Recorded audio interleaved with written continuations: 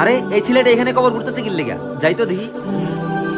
ভাই, ছেলেটা কে আর এমনি কবর করতেছে কেন? আসলে ভাই ওর মা মারা গেছে কিছুদিন হলো, আর ওর মা অনেক ভালো মানুষ ছিল, 5 ওয়াক্ত নামাজও পড়তো, আল্লাহ ছিল।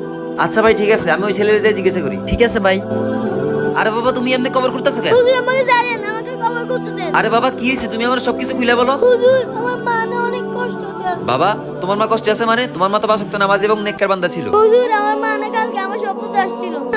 আরে বাবা, স্বপ্নতে আইছে তো কি হয়েছে? হুজুর আমার মা আমার স্বপ্নতে এসে বলছে আমাকে এখান থেকে তুলে অন্য জায়গায় কবর দেন। অন্য জায়গায় নিয়ে কবর দিবে মানে? এমন কথা কেন বলছো তোমার মা? হুজুর আমার মায়ের কবরের পাশে নাকি একটা বেনামাজি কবর আছে, ওই কবরে আজাব আইসা আমার মায়ের কবর লাগতেছে। আমার মা সেটা সহ্য করতে পারছে না। বাবা তুমি কান্না করো না, আমি আজকে হুজুর ডেকে তোমার মায়ের পাশে যে কবর আছে ওই কবরও জিয়ারত করে দিব এবং তোমার মায়ের কবরও জিয়ারত করে দিব, ঠিক আছে? আমরা সবাই 5 ওয়াক্ত নামাজ পড়বো। ভিডিও ভালো লাগলে চ্যানেল সাবস্ক্রাইব করবেন।